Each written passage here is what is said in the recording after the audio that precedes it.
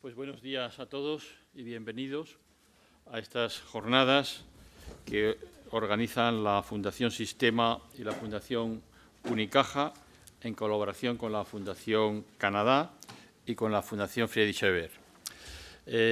Estas jornadas se sitúan un poco dentro de lo que es la tradición de encuentros, de debates que desde hace muchos años viene organizando la Fundación Sistema, que es una fundación, como todas las fundaciones públicas privadas, es decir, independiente, con las ventajas e inconvenientes que supone esa independencia, pero por las personas que participamos en ella, pues en realidad pues muy próxima al Partido Socialista Obrero Español, pero insisto que es una fundación en la que siempre propiciamos los debates abiertos, los debates plurales, los debates en los que intentamos recabar la información, el conocimiento de los expertos en la materia que cada vez se han analizado. Tenemos una serie de libros y de publicaciones en las que se ha dado cuenta de los resultados de estas investigaciones.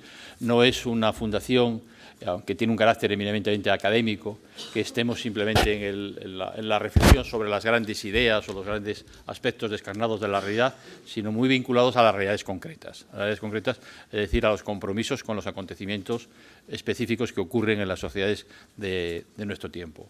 En este caso, en estas jornadas, vamos a contar con especialistas internacionales de primer nivel, en dos paneles de debate en los que intentamos conocer, profundizar en lo que ha sido la experiencia en ámbito de gobierno federal o regional de varios países europeos y también de varios países, otro panel en el que consideraremos la experiencia de varios países americanos, como habéis visto en el programa, principalmente de Estados Unidos, de México y de Canadá.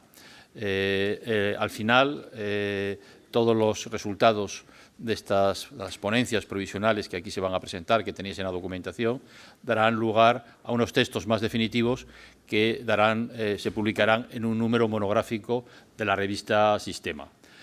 Yo quiero agradecer especialmente a todos los amigos y especialistas de varios países que han tenido la amabilidad de aceptar nuestra invitación y desplazarse hasta Madrid en esta época invernal para debatir con nosotros sobre estas cuestiones y espero que también su estancia sea satisfactoria y agradable en Madrid en este momento. Quisiera también en esta sesión de apertura, esta pequeña sesión de apertura, disculpar al profesor Braulio Medel, a la sazón presidente de la Fundación Unicaja, que problemas de salud le han impedido estar con nosotros hoy. Si es factible, estará mañana en la clausura, pero eso ya no lo tiene que decir. Y casi me disculpo también, me disculpo a mí mismo porque estoy recién operado de un desprendimiento de cataratas, de retina, ojalá que hubiera sido solo cataratas, un desprendimiento de retina y bueno, os acompañaré hoy y en la sesión de mañana, al final de estas jornadas, pero lamentablemente no voy a poder estar el resto de tiempo con vosotros. Los que me conocéis un poco sabéis lo que supone eso para mí, no poder estar, escucharos y debatir con los que habéis venido a estas jornadas. Pero así es la vida y vienen las cosas como vienen y no hay que darle más vueltas. Yo diría que el espíritu que debe animar en este caso estas jornadas, como otras muchas que hemos realizado a lo largo del tiempo, es lo que podríamos casi calificar un poco en broma las 3 R's, en broma pero también en serio. Es decir, en primer lugar, el rigor. Es decir, cuando hablamos de cuestiones políticas y sobre todo de cuestiones que tienen tanta trascendencia como el caso que nos ocupa sobre la organización del Estado, los modelos de organización del Estado, tenemos que ser enormemente rigurosos. A veces el debate político cotidiano se desliza muy en exceso hacia la trivialización y la simplificación. Y nosotros tenemos que intentar hacer un esfuerzo por recuperar el rigor, la precisión, el conocimiento exacto de los conceptos, de las posibilidades.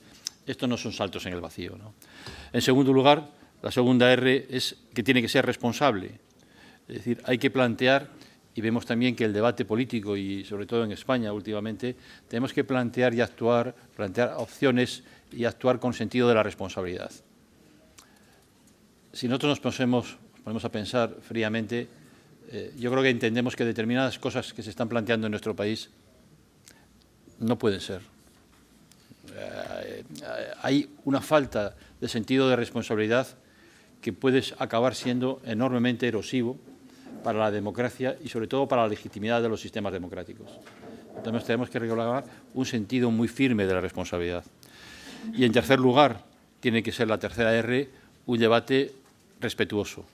Es decir, hay que entender que estamos hablando de cuestiones que son debatibles, que hay opciones, que hay alternativas y que tenemos, como decía el gran Machado en su momento, que dialogar, y para dialogar hay que hablar y también escuchar.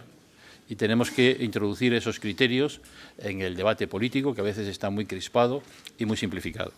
Entonces, yo espero que este debate, estoy convencido, por las personas que estamos aquí y que estamos participando, que se va a inspirar en estos tres criterios y que va a intentar aportar, digamos, a la sociedad española, al ámbito del conocimiento, al final unas publicaciones, unos conocimientos que esperemos que sean útiles, que sean verdaderamente útiles para todos.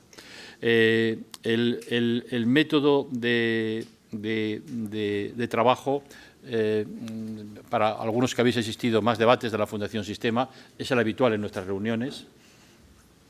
En primer lugar, nos centramos en un debate específico, que es el debate que figura en el programa. Este debate, sin duda, no agota todas las cuestiones concernientes al federalismo. Hay una gran cuestión que verás que está frente del programa, que es todo lo que tiene que ver con financiación. Al principio, cuando yo hablé con el profesor Braulio Medel, de este proyecto,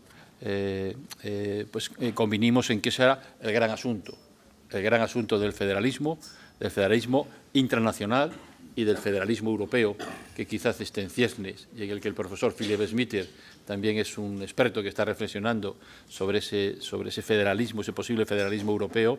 Pues la cuestión clave va a ser la cuestión fiscal y la cuestión del presupuesto, como fue en el primer debate del Partido Federalista Americano, la cuestión fiscal y la cuestión del presupuesto, si no yo sé mal lo que supuso aquella publicación inicial de los federalistas americanos, ¿no? Y eso entendimos que debiera dar lugar a unas jornadas específicas. Es decir, que está en nuestro ánimo, según cómo evolucionen los acontecimientos, organizar unas segundas jornadas sobre las cuestiones fiscales, presupuestarias, que son elemento nuclear de este debate. Por lo demás, el método van a ser 4 paneles. Habrá esta sesión de apertura, luego habrá 4 paneles de debate sobre los asuntos que figuran en el programa. Estos paneles de debate serán presididos, ordenados por los profesores y profesoras que figuran también en el programa. Intentaremos, digamos, ser muy rigurosos en los tiempos. Es decir, los ponentes que han presentado sus textos escritos, en su mayor parte, harán, y que lo tenéis en el pendrive que se os ha dado, harán una intervención de 20-25 minutos defendiendo sus principales tesis que quieran defender, y a continuación, después de esa presentación, habrá un debate entre los asistentes, entre los participantes en otros paneles y entre los propios panelistas.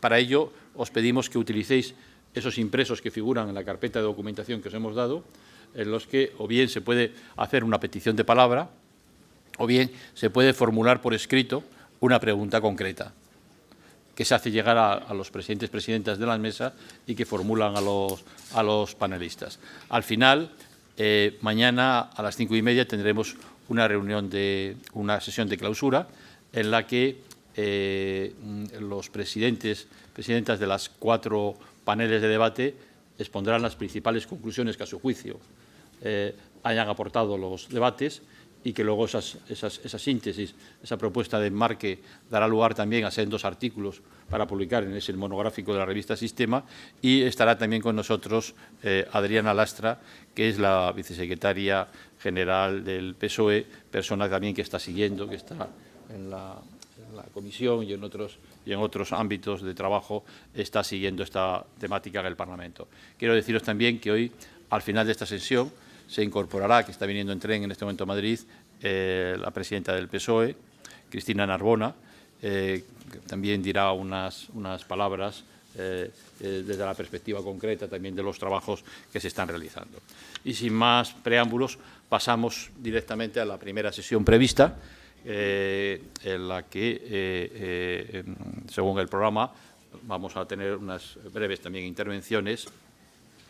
En primer lugar, yo mismo haré algún resumen de la ponencia que está escrita. Afortunadamente, antes de mi desprendimiento de retina, no está ultimada, es un texto provisional. A los académicos siempre nos gusta revisar una y mil veces los textos. Bueno, es un texto pues, escrito antes de los últimos 15-20 días, pero bueno. En segundo lugar, intervendrá José Manuel Rodríguez Uribes, que, como sabéis, es doctor en Derecho, es profesor titular de Filosofía del Derecho y director del Instituto de Derechos Humanos Bartolomé de las Casas. Él ha tenido distintas responsabilidades académicas y políticas. Fue director general dentro de la Secretaría de Estado de Apoyo a las Víctimas del Terrorismo, que lideraba el profesor también Gregorio Peces Barba, y en este momento es secretario ejecutivo de laicidad de la Comisión Ejecutiva Federal del PSOE y también es el coordinador, la persona que ha sido propuesta para coordinar todos los trabajos, las tareas que este partido quiere afrontar de cara a la posible reforma constitucional. A continuación, al final de este panel introductorio, os dirigirá la palabra Diego Valadés. Diego, nuevamente, muchas gracias. Diego es un gran académico, un gran político mexicano y un gran amigo. Es decir, ha estado muchas veces en España, conoce muy bien la realidad española, es una de las figuras también internacionales de referencia en el ámbito también del constitucionalismo y ha combinado la vida profesional, política y académica. Ha sido director, y yo creo que sigue siendo el inspirador fundamental del Instituto de Investigaciones Jurídicas de la UNAM, que es un gran instituto que muchos de los especialistas que hay aquí conocéis perfectamente de la UNAM. Bueno, ha sido, entre otras responsabilidades políticas, aparte de embajador en Guatemala, ha sido procurador general de la República Mexicana, que yo creo que es el equivalente en España al ministro de Justicia. Entonces, hizo una tarea, en fin, que yo no sé si todavía lo hemos reconocido lo suficiente, muy importante, y que luego sufrió en su carne y en la de su familia durante unos años de incertidumbre debido a su carácter decisivo, y también ha sido ministro de la Corte Suprema de Justicia de la República de la Nación de la República Mexicana y miembro de varias de las academias de referencia del Estado mexicano. Por lo tanto, es una persona fundamental en México, insisto, un gran amigo de muchos de nosotros. Muchas gracias, Diego, por acompañarnos, ¿no? Y sin más, ya entro, si os parece, en un pequeño resumen del texto. Avísame cuando lleve 20 minutos.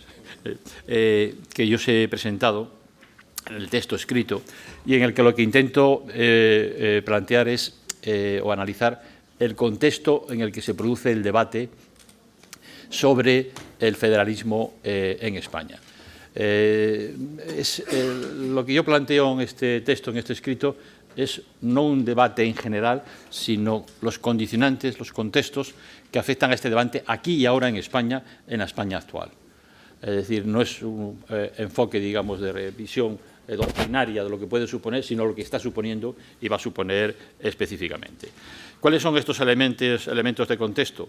Pues el primer elemento de contexto es la propia sociedad española. Es decir, ¿qué sociedad, dónde venimos y dónde está la sociedad española? España, como todos sabemos, ha tenido fama, no sé si merecida o inmerecida, de país arisco, difícil, ingobernable, con gente muy valerosa a veces, pero también muy difícil a la hora de los gobiernos, inclinado muchas veces al más rancio, o seguidores de los más rancios conservadurismo, pero también capaces de las innovaciones más audaces, más avanzadas en su momento, ¿no? Ese carácter contradictorio y dual del pueblo español y de las condiciones de la sociedad española, pues ha sido muy explotado en la literatura internacional y también en la nacional. Probablemente los acontecimientos que giran en torno a la Constitución de Cádiz de 1812 son muy expresivos de esas dualidades, de esas contradicciones. Por una parte, se elabora una de las constituciones, la Constitución de Cádiz de 1812, más avanzadas de la época, pero a continuación, en aquellos momentos, con unas circunstancias políticas complejas, hay la involución autoritaria de Fernando VII, que echa al traste todo aquel intento. Es decir, por una parte, desde el punto de vista social, los que gritaban «Viva la Pepa», referencia a la fecha en que se había aprobado la Constitución, y los que gritaban, no olvidemos, «Viva las cadenas», que reclamaban y se ufanaban del autoritarismo involucionista y más reaccionario. Es decir, que ese contexto político ha condicionado mucho las dificultades de España para transitar como sociedad, para transitar definitivamente hacia lo que es un Estado moderno, un Estado democrático, un mercado funcional en un contexto de una economía abierta. España ha tenido enormes dificultades de desarrollo económico, de industrialización y de democratización. Ha sido, digamos, un caso en Europa de considerable desfase respecto a la evolución de otros países europeos y, sobre todo, en definitiva, de la transición de las sociedades tradicionales a las sociedades modernas. Hay que recordar en este sentido que nosotros, por ejemplo, como indicador de las dificultades económicas, los indicadores económicos que se alcanzaron en España en 1936 no se volvieron a alcanzar nuevamente hasta 1959. Es decir, que en ese contexto de guerras civiles, guerras de sucesión, problemas de integración, problemas de solución de las fracturas territoriales y las dificultades de modernización, con guerras civiles, con dictaduras y demás y tal, pues bueno, el panorama, la historia reciente de España, de alguna manera, hasta hace muy pocos años, alimentaba con argumentos contundentes de lo que había sido la leyenda negra, probablemente como operación construida por otros intereses nacionales. Incluso hemos tenido, no hace tanto tiempo, un periodo larguísimo de autarquía económica. Cuando se explica todavía a personas más jóvenes que España ha tenido muchos años de autarquía económica, que hoy en día es un disparate desde el punto de vista de la modernización, pues cuesta trabajo entenderlo. Y todavía, yo quiero recordar que en los años 70, en España, a principios de los años 70, estábamos anclados en un debate político disparatado, tan surrealista como algunos que pueden tener lugar después. Y es cuando López Rodó y algunos tecnócratas habían puesto la cifra de $1.000 per cápita de los españoles como la cifra que permitiría transitar hacia la modernización. Estamos hablando de $1.000 como un gran objetivo, ahora que estamos en $500.000, y eso como algo vinculado a las posibilidades de modernización. Un auténtico disparate. Por eso yo creo que todas esas tensiones que han persistido en España y que explican la tardía modernización, industrialización y democratización, son parte de nuestro análisis. Es decir, el tránsito de las sociedades estamentales, agrarias, tradicionales hacia las sociedades industriales modernas supone, entre otras cosas, una evolución de los modelos de entender la diversidad territorial y la gestión de la diversidad territorial. Y eso, insisto, en España prácticamente no se alcanza hasta la década de los años 70 o 80 y muy de la mano del otro proceso político, yo creo que virtuoso, que fue la transición democrática. En ese sentido, el ciclo ese de los 70, 80 y la transición democrática es el ciclo político que sitúa plenamente a España en las coordenadas similares a las de otros países de nuestro entorno geográfico y político. Y, de alguna manera, esa transición, ese camino virtuoso, supone poner fin a un largo periodo de frustraciones de sectores políticos y sectores intelectuales de la sociedad española. A mí me gusta recordar que en el año 1910, cuando Pablo Iglesias, de la mano de la conjunción republicano-socialista, consigue el primer escaño en el Parlamento, que tiene partido que se había fundado 30 y tantos años antes, obtiene el primer escaño en el año 1910. Con mucho retraso lo que había ocurrido en Alemania, en Italia, en otros países europeos. Pues en ese momento, el joven Ortega y Gasset escribe un artículo analizando esa victoria, interpretando esa victoria. Los 40.000 votos que tuvo Pablo Iglesias, decía él, fueron 40.000 actos de virtud. ¿Por qué virtud? Porque habían llevado al Parlamento la voz de lo que él llamaba también un santo laico, que junto al otro gran santo laico español, Francisco Giner de los Ríos, constituía la esperanza, decía él entonces, de la modernización, europeización de Europa. la modernización y la europeización, de alguna manera, la salida de la excepcionalidad de España eran las grandes aspiraciones de la intelectualidad política española que pensaban que podían venir de la mano de esas instituciones y de esos partidos políticos. Pues bien, esa es la segunda referencia. La primera, por lo tanto, la primera referencia que tenemos que tener en el debate es de dónde venimos y cuándo hemos conseguido evolucionar hacia la plena homologación con otros países de nuestro entorno y de la mano de qué procesos políticos y de qué tipo de gobiernos. El segundo elemento que tenemos que tener en cuenta es el papel que en esto ha jugado, y nos lleva ya al debate directamente de federalismo, la actual Constitución de 1978. Esa Constitución, la aprobación de esa Constitución y la plena incorporación a España todavía al mercado común europeo en vías de convertirse en Unión Europea son los dos grandes hitos de la época contemporánea en este momento en España. Y esos dos hitos yo creo que nos deben entender los sentimientos profundos que existen en muchos sectores de la opinión pública española sobre la Constitución. Hay que tener en cuenta que la Constitución del 78 tiene dos grandes virtudes. La primera virtud es que es la primera Constitución en la historia de España que no es ni de izquierdas ni de derechas, sino que es una Constitución de todos y que ha permitido gobiernos prácticamente de todo signo, a distinto nivel de la sociedad española. Incluso algunos gobiernos de ayuntamientos actuales que decían que eran imposibles con el actual marco legal. Y esa Constitución, a su vez, es una Constitución que fue objeto de un apoyo, de un consenso muy grande. Si a esto añadimos que esa Constitución permitió una solución que algunos preveíamos que podía ser razonable y definitiva a la cuestión de las fracturas territoriales, que era el Estado de autogobierno, el Estado de las autonomías, se entiende que esa Constitución hasta hace muy poco tiempo haya tenido un respaldo muy grande. Yo creo que todavía lo tiene hoy en día. Pero lo cierto es que el Estado autonómico ha sido una fórmula que, con todo lo que se quiera decir, ha permitido un grado de autogobierno extraordinario. Pocas comunidades en este momento, o pocas regiones, pocos territorios en Europa tienen el grado de autogobierno que tienen algunos territorios en España en este momento.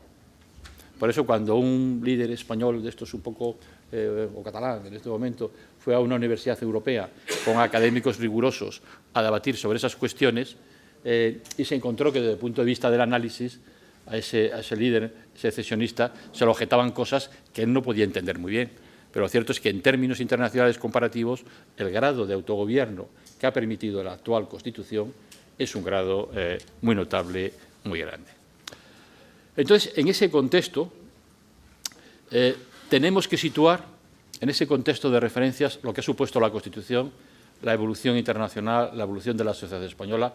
Tenemos que situar el contencioso que ha surgido en este momento en Cataluña, básicamente, pero que puede surgir en otros lugares en España. La reivindicación del federalismo, o la posibilidad del federalismo, y la comprensión de que estamos ante un contencioso que no es nuevo, que no es único, ni está resuelto. Es un contencioso que refleja lo que opinan sectores importantes de determinadas sociedades, que no pueden despreciarse, no pueden desconocerse. Pero, sin embargo, desde el punto de vista de las tendencias internacionales en las que se produce ahora nuevamente este contencioso, hay tres elementos que suponen tres contratendencias importantes o tres elementos a contrapié de ese debate que deben de ser perfectamente explicitados. El primer elemento que viene a contrapié de esas aspiraciones y de esos contenciosos en este momento es el que tiene que ver con la conformación y el funcionamiento de las economías globalizadas. Estamos en una etapa de evolución de nuestras economías, de la economía mundial, de importantes factores de globalización, que exigen dan lugar a un alto grado de interdependencia. En este momento no existe sociedades aisladas, solamente sociedades agrarias muy primitivas, muy elementales, pueden pensar en términos de sí solos. Estamos en un mundo crecientemente interdependiente y ese es un factor limitativo de naturaleza radical. Ese mundo tan interdependiente, a su vez, está regido por unas reglas económicas de funcionamiento económico que exigen confianza y claridad. Hay un fenómeno que yo creo que no se está estudiando bien en este contencioso, que es la rápida, la urgentísima fuga en este momento de más de 3.500 empresas, algunas muy importantes, de Cataluña. Es decir, el miedo, ese fenómeno de miedo, de huida, muchas empresas multinacionales y otras empresas de proyección internacional, refleja evidentemente las consecuencias de lo que estoy comentando, de que estamos ante situaciones económicas, contextos económicos muy interdependientes, en los que hay una hipersensibilidad a todo lo que suponga falta de certeza, falta de seguridad en las reglas de funcionamiento económico. Este es un fenómeno que, insisto, que algunos se niegan a reconocer, no han reconocido, pero que debía ser un elemento de reflexión muy importante. Ya no existe nada, desde luego ni el disparate de las políticas autárquicas, ni otras concepciones un poco de aldea, aldeanas muy limitadas a universos muy pequeños. El segundo factor condicionante y pertinente es lo que está ocurriendo en este momento en Europa. Cualquier desarrollo de planteamientos políticos en este momento no puede perder de vista que Europa está viéndose ya emplazada a muy corto plazo a un rediseño de su arquitectura política que viene impuesto, por lo menos en la zona euro, por la necesidad de salvar la moneda. En este momento, en Europa es inexcusable que si queremos que la economía europea funcione desde el punto de vista económico, es inexcusable entender que hay que ceder más competencias en el común, digamos, de los intereses europeos. Las competencias fiscales, las competencias laborales, todo lo que es el sentido mismo de la competencia económica y de gestión financiera del euro requieren nuevos pasos en la coordinación política, en la coordinación de la zona euro. Probablemente la Europa de dos velocidades ya ha empezado a funcionar y nos vamos a ver emplazados ante esa nueva arquitectura. Cualquier enfoque, cualquier aspiración que no sea consciente de ese grado de delegación de funciones, de competencias en esa unidad superior que va a ser esa nueva Unión Europea, desconoce la realidad. Y yo creo que también aquí ha habido un choque con la realidad. Es decir, la reacción tan unánime de todos los gobiernos europeos, de todas las cancillerías europeas y de Bruselas ante lo contencioso de Cataluña revela un gran miedo, una gran sensibilidad.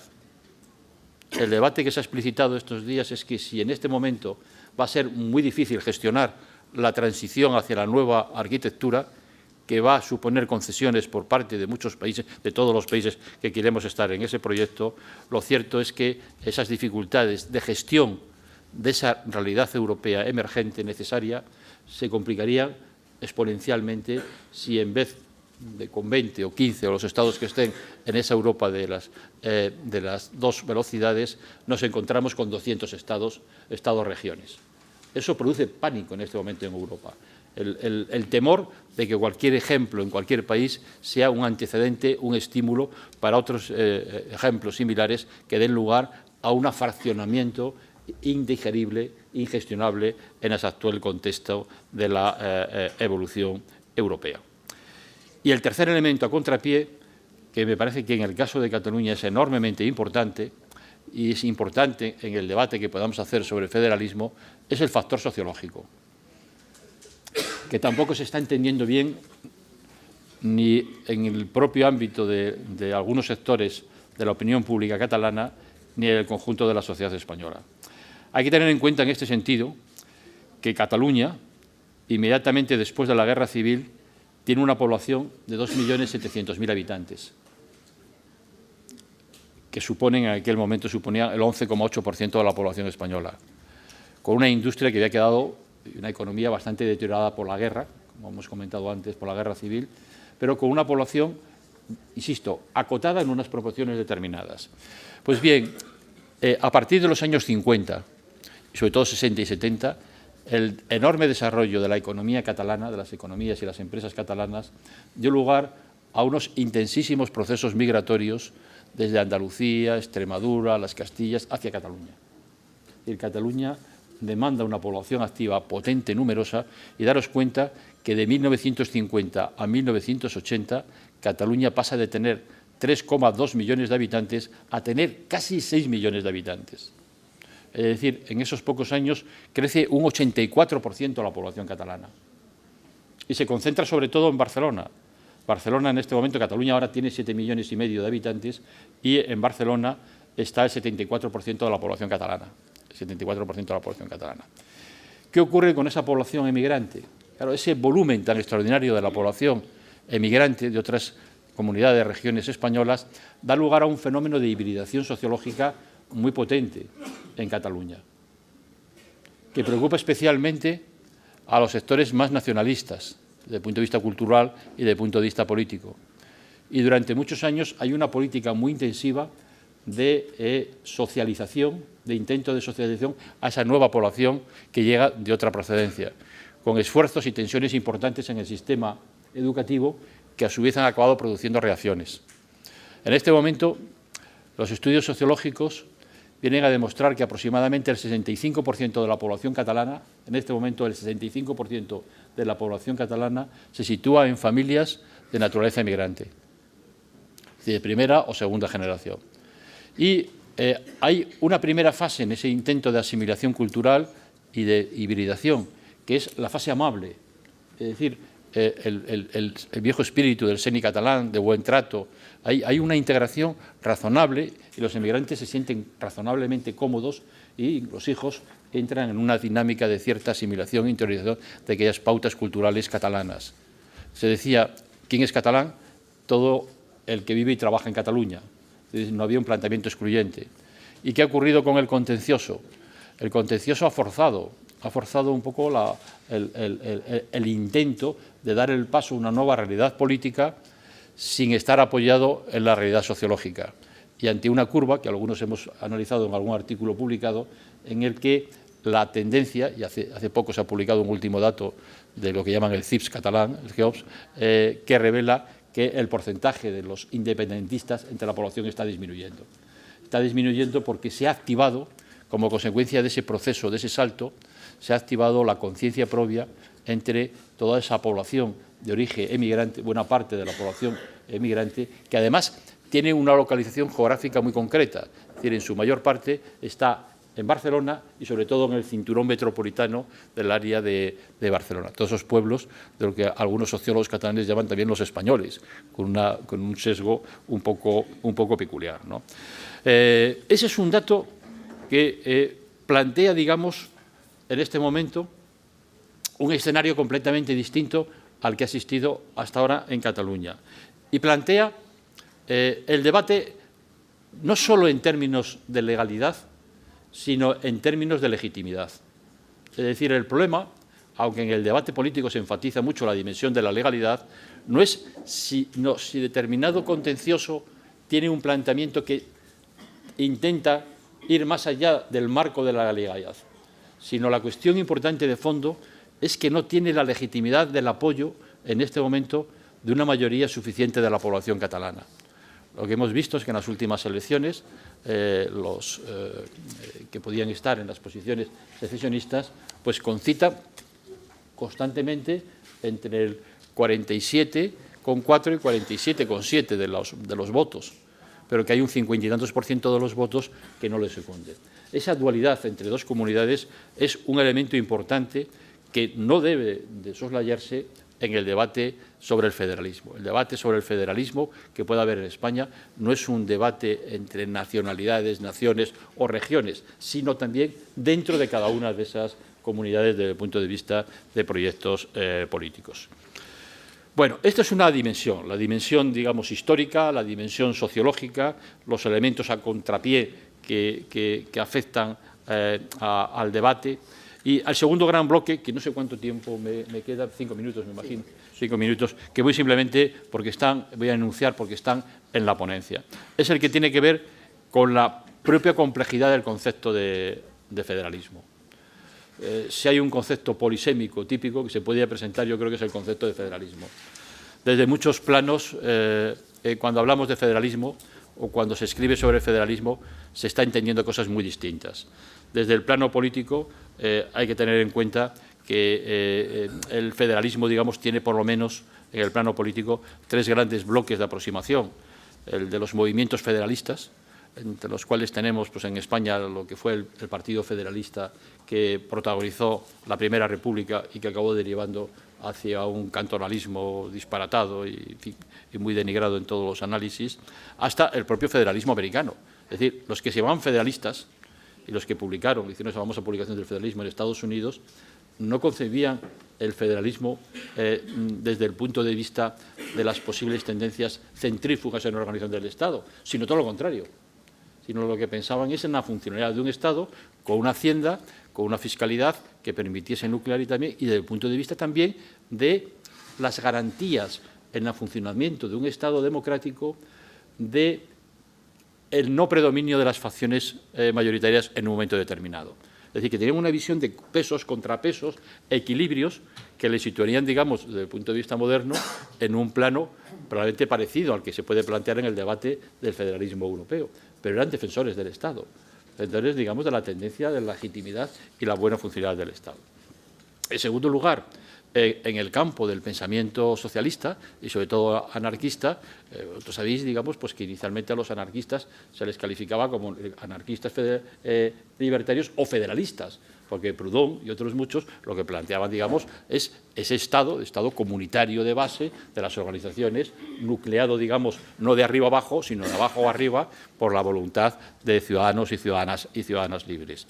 Y luego, desde el punto de vista de todo lo que ha sido los movimientos nacionalistas románticos, lo que podríamos llamar el federalismo burgués, pues claro, el movimiento, hay un federalismo, una lectura del federalismo también que tiene mucho que ver con la defensa de los privilegios.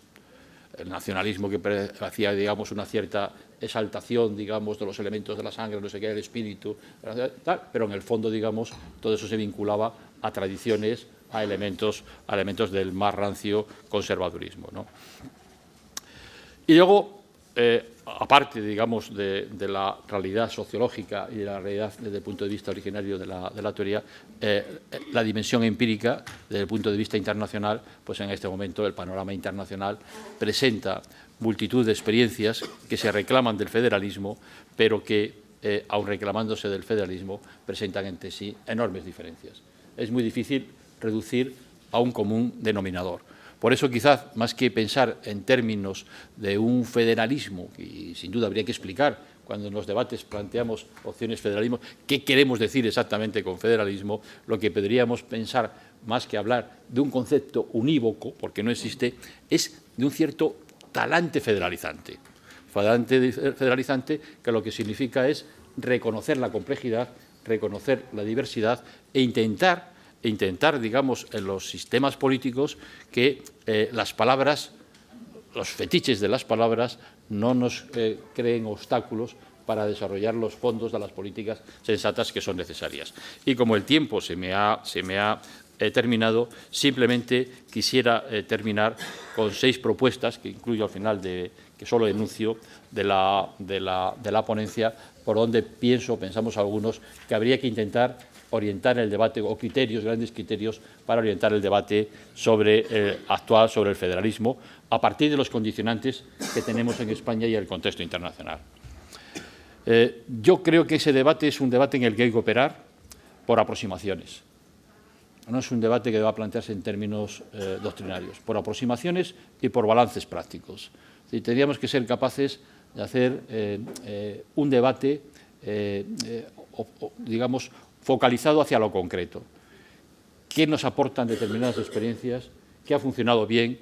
¿Qué ha funcionado mal? Esto sería alcanzar un grado de madurez política importante. Pero yo creo que la sociedad española y la sociedad europea estamos en condiciones de hacer ese debate por aproximaciones y por balances prácticos de lo que hemos conseguido, de lo que se puede conseguir y lo que se puede rectificar. En ese sentido, los 6 criterios son los siguientes. Tenemos que empezar por, y aquí está José Enrique Serrano, que preside la comisión que en el Congreso está intentando evaluar, tenemos que precisar bien qué es lo que ha funcionado mejor y peor en la experiencia concreta de España y qué es lo que ha suscitado mayores grados de satisfacción y de consenso. no es un tema solo de fiscalidad. Si hacemos solo un tema de fiscalidad, yo creo que estaremos equivocados. Es un tema de balances concretos. En segundo lugar, hay que tener en cuenta que en la organización de la vida política el elemento primordial es el ciudadano, somos los ciudadanos. Y a veces cuando se habla de derechos inmutables de territorios se está cayendo en una reificación alienante, porque los que tienen derechos no son los territorios, son los ciudadanos. Y una sociedad racional, una sociedad con futuro, y José Manuel nos hablará de los derechos humanos y de los derechos sociales, ¿no?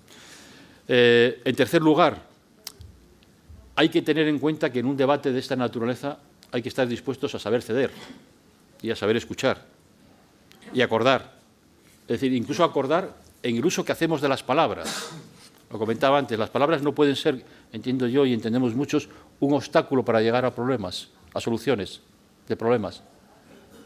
Si hay palabras en las que algunos ciudadanos se sienten más reconocidos o más identificados, pues habrá que estar dispuestos a ver qué acuerdos se pueden hacer en ese sentido. Eso no puede ser un obstáculo, el obstáculo de la autoidentidad.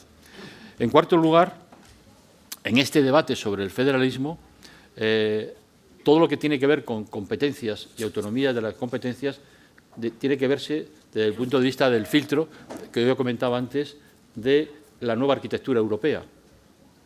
Es absurdo que nosotros podamos hablar ahora de competencias fiscales en impuestos o en salario mínimo o no sé qué y demás y tal, cuando eso necesariamente a corto plazo tiene que ir establecido en Europa. Si queremos salvar el euro y queremos que Europa siga adelante y sea un espacio de libertad, de civilización en el orden internacional actual, ¿no? Y en quinto lugar, tenemos también que ser capaces de lograr que este debate, el debate sobre el federalismo, tenga muy presente la dimensión funcional.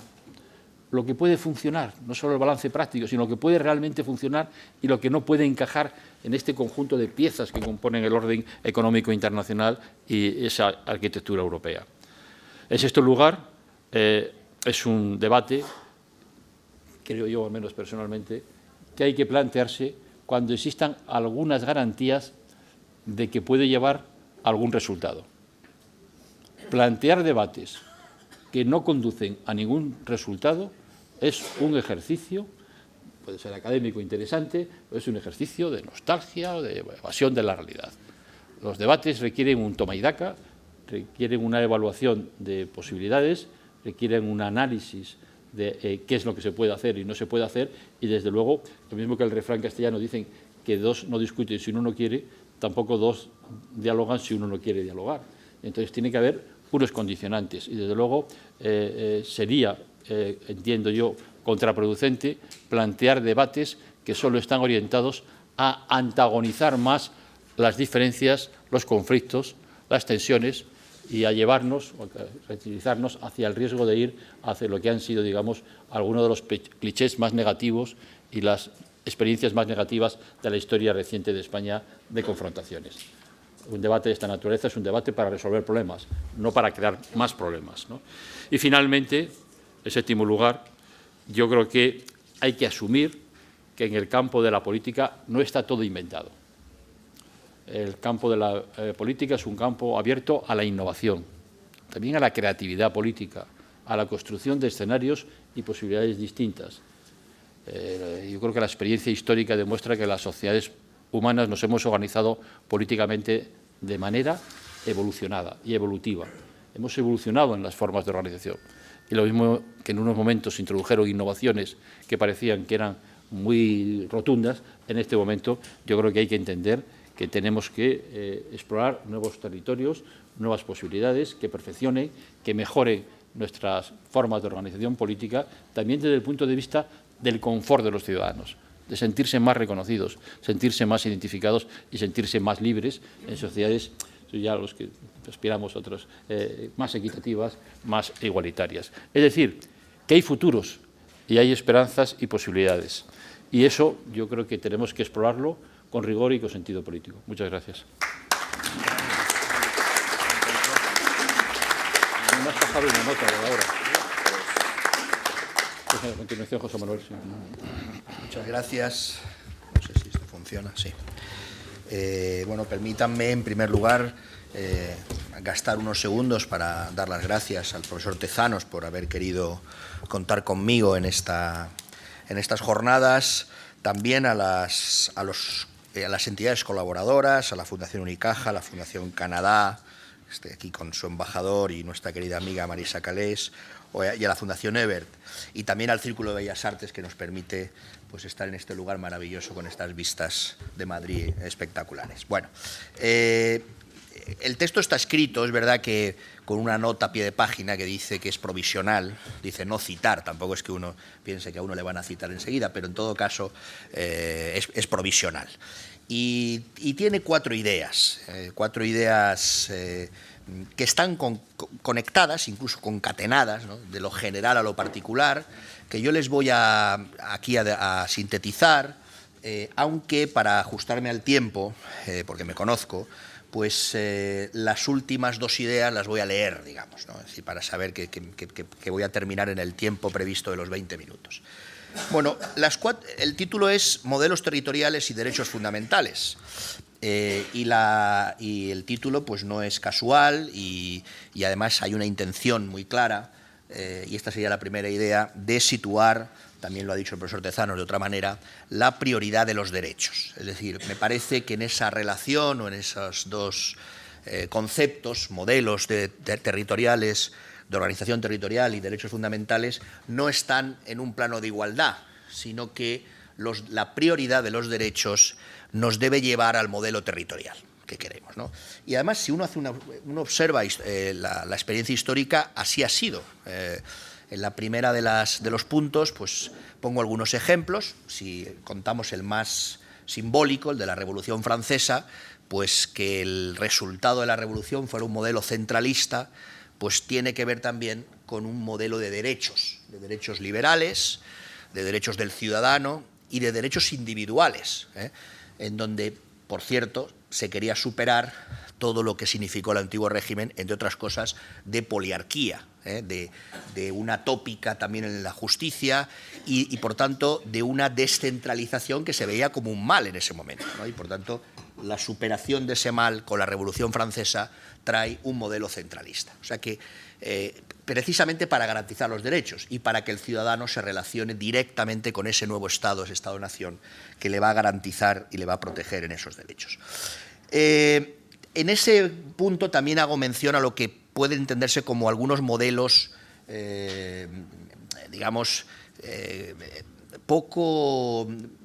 falsos modelos, diríamos, ¿no? El profesor Tezanos también ha señalado en España, en la experiencia española, lo que ha significado cierta interpretación del federalismo. Hay un falso federalismo, que además ha contaminado al buen federalismo, ¿no?, en este país. Por eso a veces estos debates pues generan actitudes defensivas de muchos, ¿no? El federalismo, que yo no voy aquí con tantos expertos a descubrirlo, pero son tres ideas fundamentalmente, ¿no?, me parece. Es autogobierno o autogobiernos, pero es también lealtad, que es una idea básica para que esto funcione, lealtad en las dos direcciones, por supuesto, y cooperación, que yo creo que el título de las jornadas pues describe bien eso. Bueno, desde esa prioridad de los derechos, por tanto, no es una idea retórica, me parece que debemos llegar o alcanzar en cada momento histórico y en cada contexto cultural a un modelo territorial adecuado para garantizarlos y para protegerlos. Segunda idea. Cuando hablo de derechos, no estoy pensando en los derechos en un sentido liberal. Por tanto, hoy, en un marco del constitucionalismo democrático contemporáneo, los derechos son también los derechos sociales y son los derechos culturales. Y, por consiguiente, en el siglo XXI, los modelos territoriales tienen que dar satisfacción también a eso. Es verdad que los territorios no tienen derechos, y hay un debate en mi área, en mi ámbito de la filosofía del derecho muy interesante sobre los derechos colectivos, ¿no? Pero sí hay derechos culturales, sí hay derechos lingüísticos que tienen las personas, y eso sí puede favorecer un modelo determinado donde el reconocimiento de esos derechos lleve a modelos de autogobierno y de reconocimiento de la diversidad. Por tanto, esa sería la segunda idea, prioridad de los derechos, pero los derechos entendidos no solo en el sentido liberal, hoy sería inconcebible, sino en un sentido... Bueno, el liberalismo bueno, digamos, el originario, nos llevaría a una suerte de universalismo, ¿no? Y a una suerte de ciudadanía del mundo, ¿no? O sea, a superar los modelos territoriales en el sentido kantiano, ¿no? Pero es verdad que eso está muy lejos, que seguimos fundamentalmente funcionando con los estados-nación. Parecía hace unas décadas que esto se acababa, pero yo creo que no se acaba, y incluso para bien en muchas cosas, ¿no? En otras quizá no tanto, pero para bien, o en modelos supranacionales que parten también de los estados-nación. La tercera idea es el caso concreto español ya, ¿no?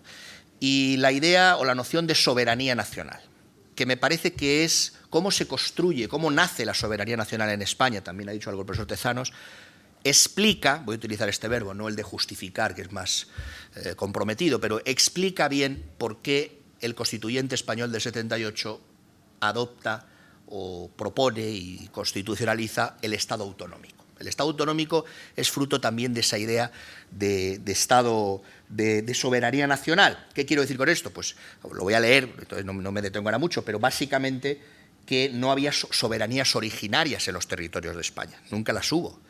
Y por tanto, salvo España a partir de 1812, lo explica muy bien el profesor Álvarez Junco en su magnífica obra Mater Dolorosa, no hay soberanías nacionales que recuperar, ¿no? Era la soberanía del rey y por tanto no una soberanía nacional. Y la cuarta idea es sobre el derecho de autodeterminación, o sobre el derecho a decidir entendido como derecho de autodeterminación de los pueblos, que por esa razón, esa concepción de la soberanía nacional que reside en el pueblo español, no es posible o no existe en nuestro ámbito constitucional y en nuestro modelo, en nuestro sistema político y jurídico a partir del 78.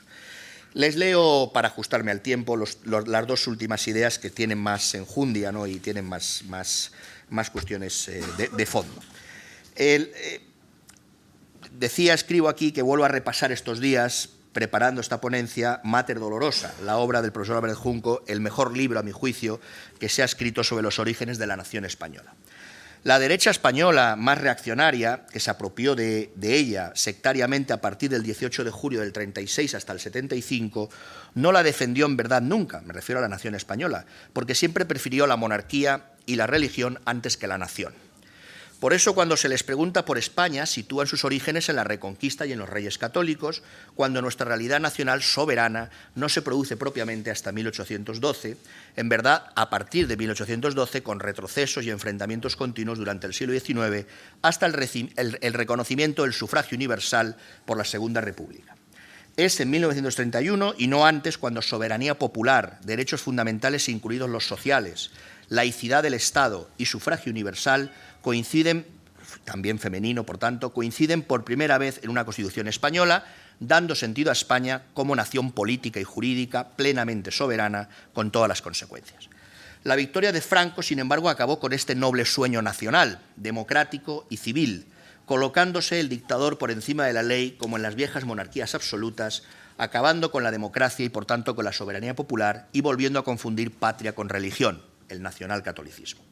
Los nacionalistas catalanes hoy, al igual que los vascos o gallegos y de otros pueblos de España, tienen razón en reivindicar su condición de territorios con cultura y lengua propia, diferente de la castellana, de larga tradición histórica, aunque su sentimiento nacional no se produce hasta el siglo XIX y, por tanto, no es ninguna aberración afirmar que son naciones culturales, no soberanas, porque además nunca lo fueron, pues el soberano era el rey, como decía, los reyes que en cada momento, hasta 1812, dominaron esos territorios.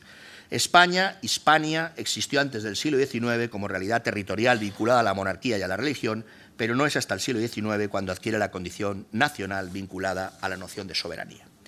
Sobre el derecho de autodeterminación, o el derecho a decidir como derecho de autodeterminación de los pueblos, cuarta idea.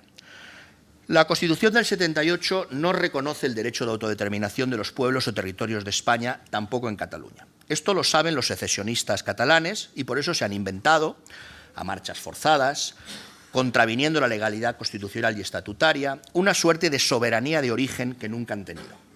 Lo recuerdo porque, aunque la historia no legitima nada, no existe la historia constituyente, nos decía el desaparecido y querido Tomás y Valiente, los nacionalistas suelen apelar a ella. Pues la historia nos dice que Cataluña nunca fue soberana y que solo desde el 78, con la excepción del año 31 hasta el 36, después vino la tragedia, ha alcanzado un nivel de autogobierno equivalente al de muchos estados democráticos del mundo. Es verdad que últimamente utilizan un argumento diferente, el del voluntarismo democrático, el porque yo lo quiero, porque lo queremos nosotros, el de la legitimación social más que el de la legitimidad, que a mi juicio es casi pueril. La soberanía existe y vale, dicen, porque se ejerce o cuando se ejerce. Me decía, además, el otro día un jurista independentista, más independentista que jurista, aunque no exista norma alguna, decía, que la habilite en la quiebra, a mi juicio, de la primera lección de teoría del derecho, la que nos enseñó Kelsen con su pirámide y su cadena de validez, o en una interpretación simplificadora de la voluntad general de Rousseau. Esto de normas y poderes, poderes y normas, no vale, según ellos, para este acto originario del pueblo catalán. Recuerdan, en el mejor de los casos, a la concepción de soberanía del siglo XVI, con Jean Baudin, o al siglo XVII con Hobbes y su Leviatán. El problema es que no estamos en el siglo XVII, ni siquiera en el XIX, ni en el estado de naturaleza, ni Cataluña y su autogobierno han caído del cielo, sino que es la Constitución del 78 la que ha dotado de legalidad y legitimidad a sus instituciones, entre ellas a la Generalitat y al Parlamento. Hay también mucho desconocimiento, en algunos casos consciente, acerca de lo que es o debe ser hoy una democracia. Esta es impensable sin respeto a las normas y a los derechos, a las reglas del juego, a las competencias de cada uno vinculadas en buena medida a la organización y distribución territorial y al alcance del autogobierno, que no será infinito para nadie, tampoco para el gobierno del Estado, es decir, a la filosofía de los límites al poder, por tanto, a los pesos y contrapesos de los que se ha hablado aquí también.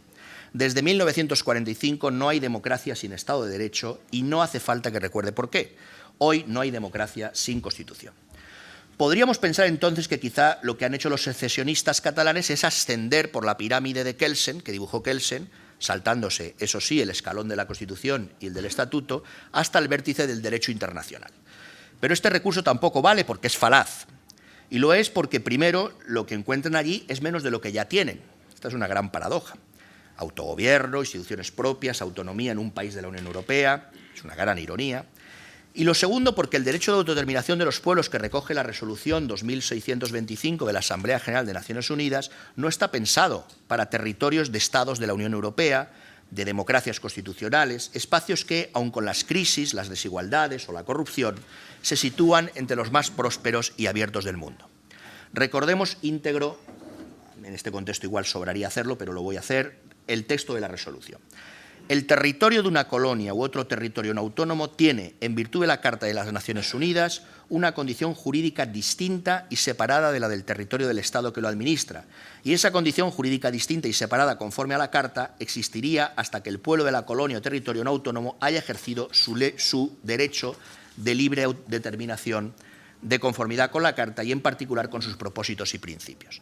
Ninguna de las disposiciones de los párrafos precedentes se entenderá en el sentido de que autoriza o fomenta cualquier acción encaminada a quebrantar o menospreciar, total o parcialmente, la integridad territorial de estados soberanos e independientes que se conduzcan de conformidad con el principio de igualdad, de derechos y de la libre determinación de los pueblos antes descritos y estén dotados, por tanto, de un gobierno que represente a la totalidad del pueblo perteneciente al territorio sin distinción por motivo de raza, credo o color. Cataluña ni es una colonia, ni es un territorio no autónomo, ni los catalanes tienen un estatus inferior al resto de españoles por motivo de raza, credo, color, religión u otra condición personal, social o cultural, y España sí es un Estado soberano, descentralizado, funcionalmente federal, con unas instituciones en las que llevan participando las fuerzas políticas catalanas y los ciudadanos de Cataluña desde el 77, que reconoce derechos y libertades fundamentales, entre ellos los derechos políticos y la libertad de expresión, etcétera, etcétera, etcétera. Podríamos pensar, por tanto, que en realidad los secesionistas no nos hablan de un derecho legal a la autodeterminación de Cataluña, que en efecto no tienen, sino de un derecho moral, de un derecho a la autodeterminación que deben tener a partir de esa soberanía de facto que proclaman ejerciéndola. Pero permítanme que les diga que no, que tampoco, ni siquiera tienen ese derecho moral, aunque tengan la libertad para expresarlo. Cuando pensamos en un derecho moral, estamos pensando en una pretensión justificada, ética o políticamente, que el derecho todavía no ha reconocido. Piensen, por ejemplo, en el sufragio universal mientras las mujeres o los pobres estaban excluidos, o en la libertad de prensa o de pensamiento durante la dictadura franquista. Eran derechos morales que terminaron siendo derechos fundamentales, derechos constitucionales, derechos humanos fundamentales, o el último, el ejercicio legítimo de un poder constituyente, expresión de una soberanía originaria que llevó al nacimiento de una nueva nación. Sin embargo, el derecho de autodeterminación de Cataluña en el siglo XXI no puede compararse a estos casos. El derecho de autodeterminación de Cataluña no es un derecho moral, ni lo puede ser porque carece de justificación ética. No solo porque es poco ético que un territorio próspero se quiera desentender del conjunto, en buena medida menos próspero, y que quiera hacerlo además al margen... hola, presidenta. Y que quiera hacerlo además al margen de las reglas establecidas, pactadas y previamente. Recuerden también aquí la noción de juego limpio que dibujó John Rawls, el gran filósofo político norteamericano, cuando decía que jugar sucio es cuando alguien se ha aprovechado de unas reglas durante un tiempo determinado y utiliza esas mismas reglas para acabar con el sistema, ¿no? Bueno, y aquí hay un poco de eso también. Digo que no se han cumplido esas reglas, sino porque para que tuviera justificación debería cumplir al menos dos requisitos racionales que no cumple. Primero, que la pretensión fuera susceptible de generalización. Si quieren ustedes, el imperativo kantiano. Si es bueno para ti, debe serlo también para mí o para los demás. Algo que ningún Estado democrático del mundo pueda aceptar sin poner en cuestión su propia existencia. Con ese reconocimiento, que racionalmente habría que generalizar, por razones básicas de igualdad también, se abriría una caja de Pandora autodestructiva, incompatible con la idea de España y con la idea de la Unión Europea. Segunda argumento. Tendría que ampliar el espacio de libertades sin causar un menoscabo a terceros, que uniera y que no separara, que favoreciera la convivencia, la complejidad y la cohesión y no el enfrentamiento y la simplificación. La pretensión de la secesión, incluso la del referéndum de autodeterminación, no expande la libertad, no abre nuevos espacios que multipliquen las posibilidades identitarias y culturales, sino que construye muros, marca fronteras, aumentando la incomunicación, obligando a elegir a quien no quiere elegir, entre otras cosas porque eligiendo se empequeñece, se reduce. Por tanto, a mi juicio, la autodeterminación de Cataluña no es posible, de ninguna manera entendida en esos términos soberanistas originarios, rusonianos, unilaterales y excluyentes. No cabe ni en la normativa vigente, interna, europea o universal, ni constituye una pretensión moral justificada, legítima, una suerte de desobediencia civil o de derecho moral con posibilidades de convertirse en una realidad política y jurídica que amplíe los espacios de libertad, asegurando al tiempo la imprescindible solidaridad interterritorial y la convivencia común. Va justo en la dirección contraria. Por cierto, como iría también cualquier tentación recentralizadora, uniformadora, aplastadora de la diversidad y del autogobierno. Solo tenemos, por tanto, un camino, y cuanto antes lo veamos mejor, un gran camino, una ancha avenida, la del mutuo y leal reconocimiento, la de la unión de los pueblos y territorios de España en el reconocimiento máximo de su singularidad, de su diversidad y de su pluralidad cultural, la del acuerdo combinado con la regla de las mayorías, las dos cosas, no es solo un problema de pactos, sino también de mayorías, o una cuestión de pactos de solo, sino también de mayorías. Lo voy a decir, la de la España nación de naciones, a mí es una expresión que me gusta, con esta hermosa expresión o con otra que acordemos, porque es verdad que las palabras no nos pueden frenar, sino que deben estimular el acuerdo, con otra que acordemos. En definitiva, no sé si he sido muy... Yo creo que incluso me he quedado corto, pero vamos, con esta petición de leer, pero querría, para sintetizar, que vieran cuál era un poco la pretensión de mi intervención, que es, por un lado, señalar esa prioridad de los derechos son la prioridad, no es el modelo territorial es la consecuencia de debatir sobre los derechos que queremos, sobre la España que queremos. Si hablamos de España, ¿qué España de derechos y libertades queremos? Y eso nos debe llevar, consecuentemente, a un modelo territorial, por cierto, por ejemplo, para asegurar lo fundamental, la igualdad de todos los ciudadanos o de todos los que habitan España, para ser más, en términos de derechos humanos, las cuestiones, digamos, fundamentales, y luego para reconocer también las diversidades o las particularidades en ese contexto español. Conectado esas dos ideas y luego también creo que a modo explicativo cómo nace España como nación en el siglo XIX con esa idea de soberanía nacional y cómo se construye en el 78 el Estado de las Autonomías, pues tiene también, o debe servir al menos como explicación histórica para entender lo que tenemos y por qué se construyó un Estado de las Autonomías, ese autogobierno con reconocimiento de la diversidad, pero sin soberanías de las regiones o de las nacionalidades. Y por último, he dicho que no existe el derecho de autodeterminación de los pueblos o el derecho a decidir como derecho de autodeterminación de los pueblos en relación con Cataluña ni con ningún otro territorio, porque es una cuestión de soberanía nacional. Y nada más, aquí me quedo, yo creo que lo he clavado. Bienvenida, presidenta, y nada más, muchas gracias por su atención.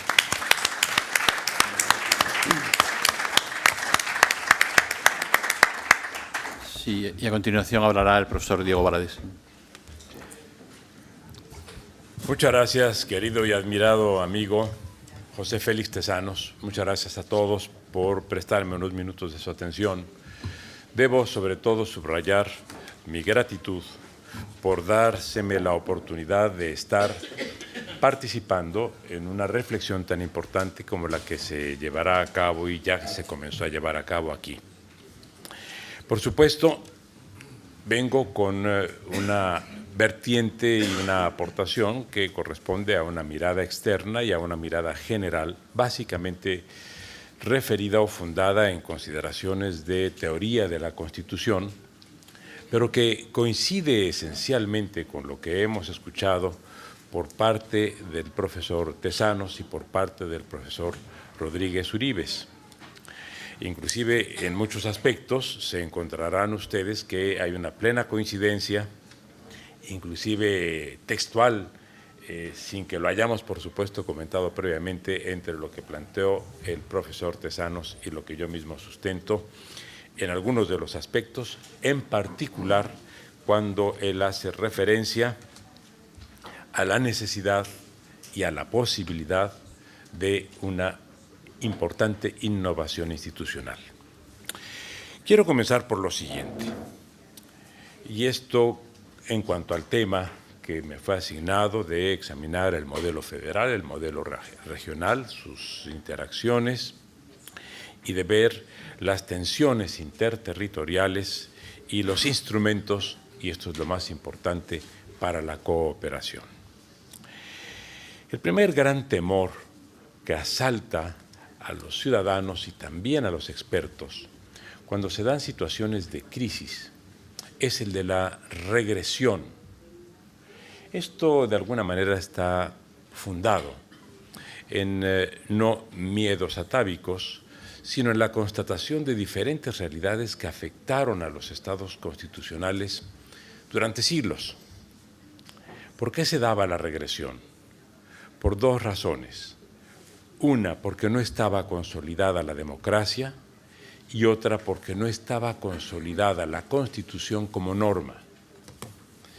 ¿Y qué encontrábamos entonces?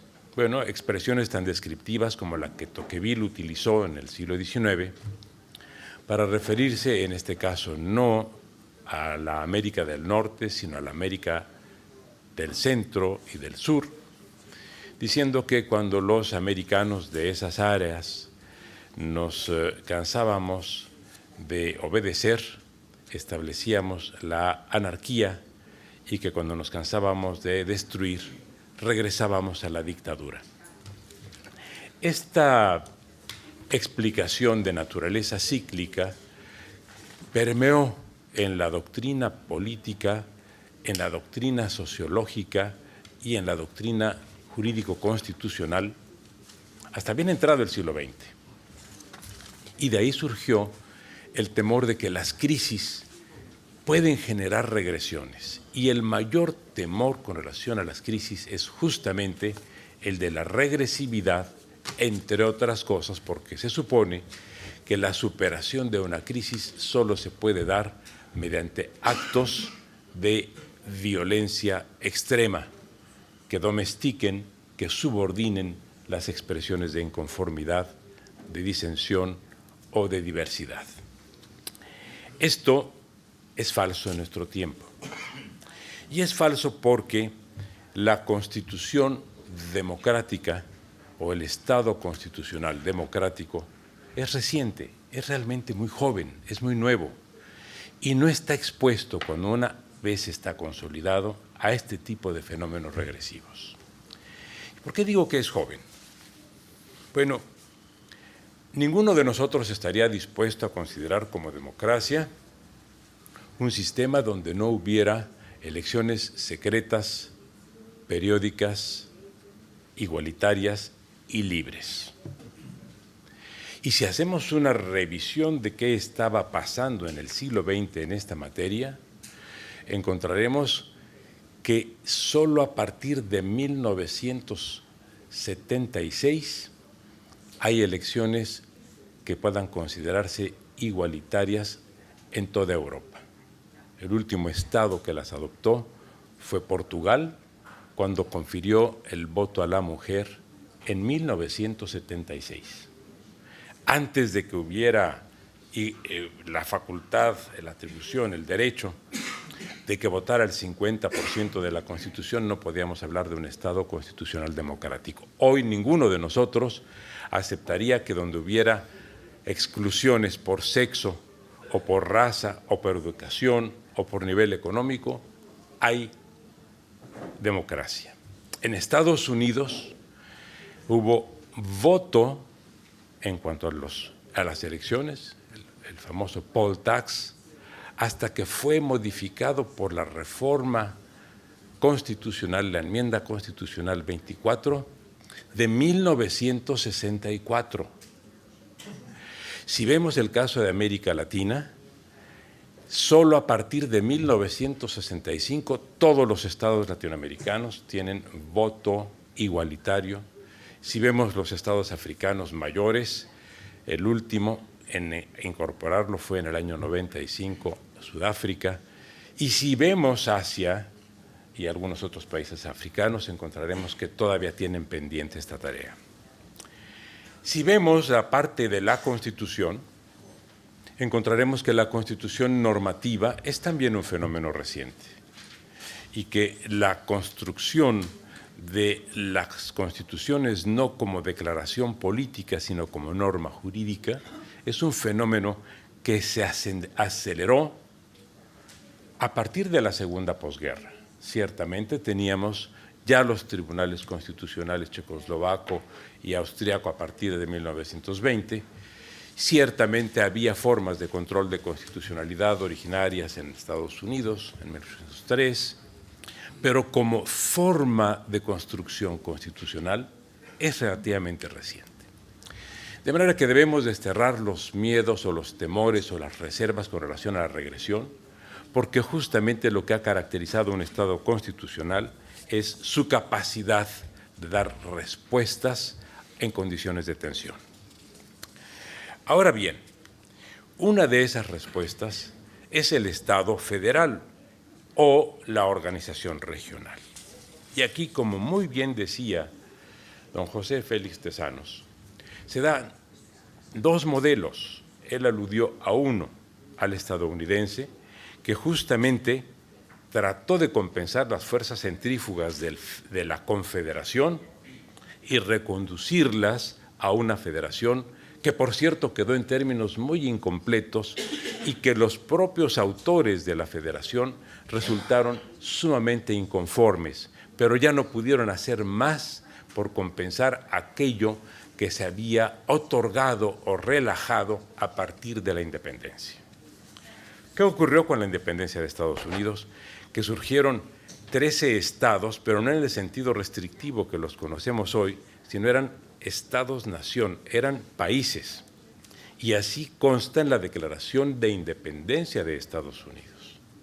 Y la federación fue un remedio imaginativo, coincido una vez más con don José Félix, para reconducir esa confederación dispersa que inclusive amenazaba con generar guerras territoriales entre ellos mismos, a un esquema federativo por la vía, en este caso, de la compensación de la tendencia centrífuga. ¿Y qué ocurrió con América Latina, que toma el modelo de Estados Unidos sin entenderlo? Que en América Latina el fenómeno adquiere una dimensión o una dirección inversa.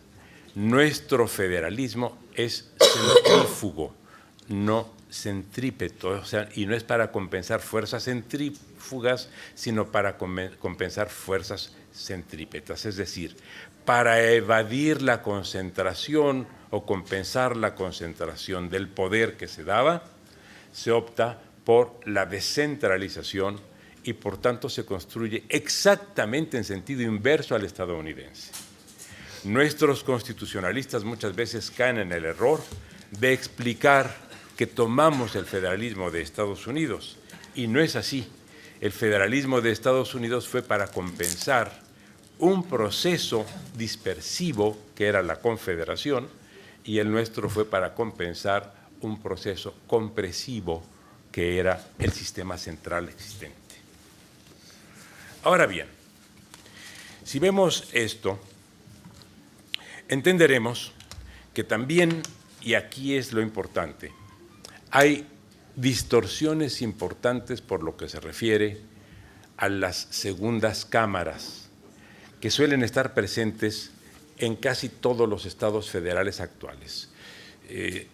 Cuando menos hay 18 estados federales en el mundo, de los cuales 3 carecen de segundas cámaras.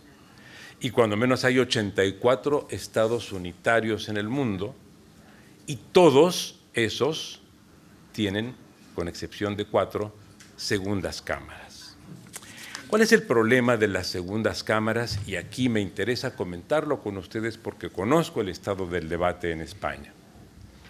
Uno de los aspectos fundamentales que se discuten es el de su composición o integración, y ciertamente es relevante. Otro, el de las facultades en materia fiscal, que ya fue mencionado por don José Félix y que sin duda tiene también relevancia. Pero la verdad es que las segundas cámaras en los estados federales no tienen la importancia o pueden no tenerla si no tienen facultades políticas vinculadas con la tarea de gobierno. En Estados Unidos, la fuerza, y aquí el profesor Schmitter seguramente se referirá a eso, de la segunda cámara, esto es del Senado, responde justamente al concepto que viene de la Edad Media, que ya está en las cartas de Carlomagno, de ofrecer al gobernante advice and consent, consejo y anuencia. Y encontramos que la segunda cámara, el Senado americano, es justamente la cámara que ratifica las designaciones del presidente de Estados Unidos. Si se piensa en una segunda cámara solamente en términos de representación territorial, pero no de atribuciones políticas reales, se tiene una cámara secundaria. No es solo una segunda cámara, sino que es una cámara secundaria. ¿Por qué? Porque en los sistemas parlamentarios las atribuciones vinculadas con la investidura, la confianza y la censura están en la primera cámara.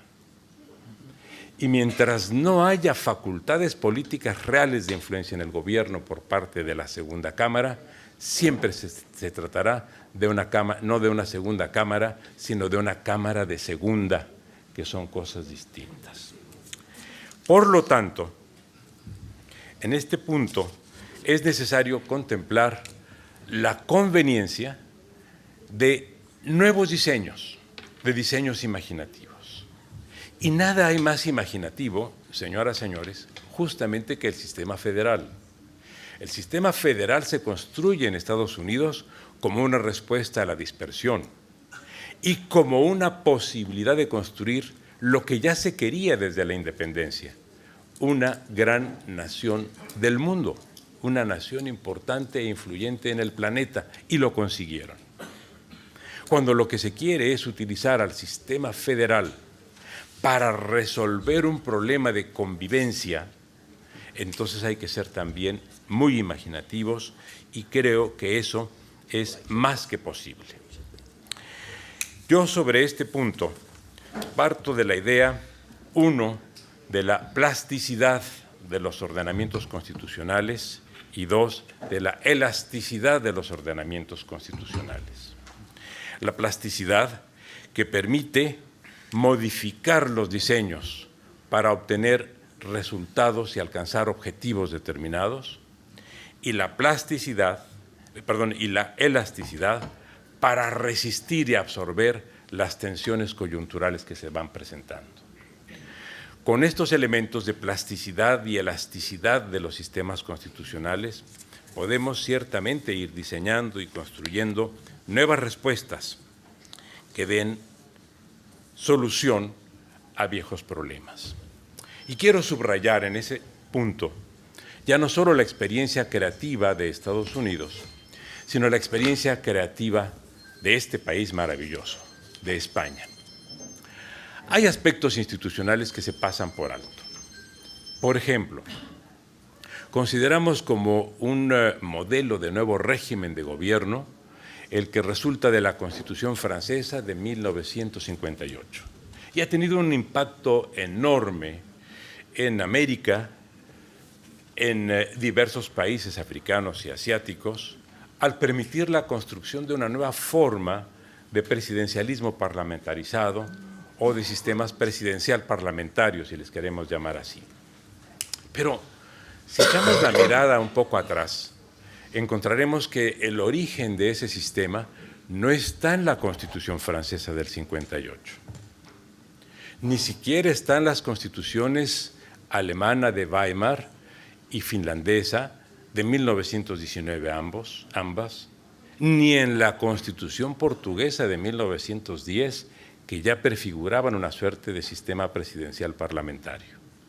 El verdadero origen está en la Constitución que no fue, pero que quedó como proyecto, de 1873, justamente de España. Es allí el primer lugar en el que se plantea, al convertir al presidente en el titular del poder de relación, pero darle la facultad de designar y remover al presidente de gobierno, el sistema presidencial parlamentario que solo en 1958 consiguió consolidar con éxito Francia y de allí irradiar al mundo. Pero la capacidad innovadora, la capacidad de imaginación y transformación surgió justamente en este país. Esto lo menciono porque existen nuevas necesidades y existen, por lo mismo, nuevas posibilidades. Sobre este punto, yo quiero subrayar que considero que es posible trasladar el concepto económico del óptimo de Pareto también al diseño de las instituciones. Es en el diseño de las instituciones donde podemos encontrar las respuestas adecuadas, siempre y cuando hagamos este diseño con la cautela necesaria para no generar interacciones negativas.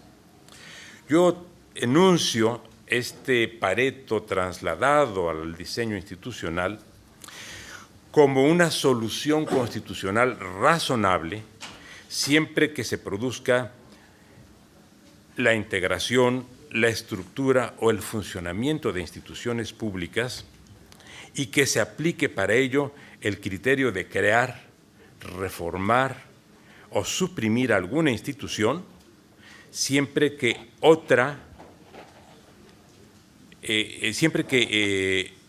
haya alguna que no esté funcionando satisfactoriamente y que pueda ser suplida también de manera satisfactoria, afectándola a las demás instituciones de una manera que no resulte desproporcionada y que además haya por lo menos una mejora que se traduzca o en el mayor bienestar colectivo, o en la equidad social, o en la garantía de derechos, o en el ejercicio más responsable y controlado del poder. Cuando conseguimos construir instituciones conforme a esto que denomino Pareto institucional, entonces podemos, sin riesgos excesivos, modificar lo existente que no funciona sin afectar lo existente que sí funciona. Este es el cuidado máximo que se debe tener.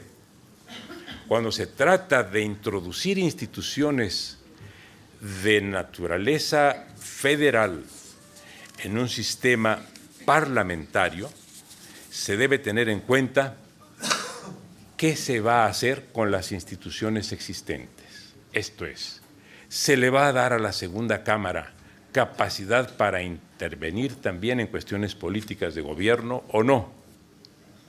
Si no se le dan, entonces no se avanza más que en el orden semántico, en la simple configuración e integración de la Cámara sin que tenga mayores resultados que se traduzcan en la realidad.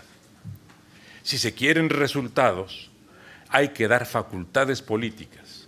Y si se dan facultades políticas, hay que considerar que se está afectando a la Cámara originaria, a la primera Cámara, a la que ha tenido el poder tradicional. Y hay que tener en cuenta también que cuando se generan dos cámaras que se balancean entre sí, el mayor beneficiario es el titular del poder de gobierno. De manera que se está construyendo entonces un proceso de presidencialización dentro de un sistema parlamentario. De manera que hay que estar conscientes de aquello que se quiere ganar, pero hay que estar conscientes también de aquello que se va a perder o por lo menos a modificar. Ahora bien, hay cuestiones que se pueden matizar. Por ejemplo, a la Cámara se le puede dar solamente la facultad de censura compartida con la primera, estableciendo un sistema muy semejante al del impeachment, al del enjuiciamiento que existe en Estados Unidos, donde intervienen ambas cámaras. No el de investidura, que puede ser reservado como está para la primera Cámara. También se pueden dar formas de participación en la definición de políticas públicas a la segunda Cámara, de una manera que los actos que se consideran no legislativos, que en este momento ya están formando parte de las prácticas parlamentarias en los sistemas parlamentarios, adquieran una dimensión especial con ciertos atributos vinculantes tal vez en la segunda Cámara.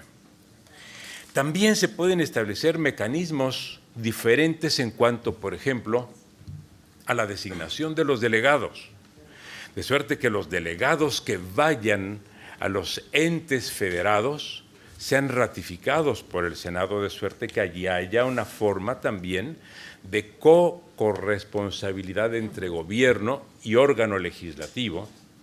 Y ¿por qué no?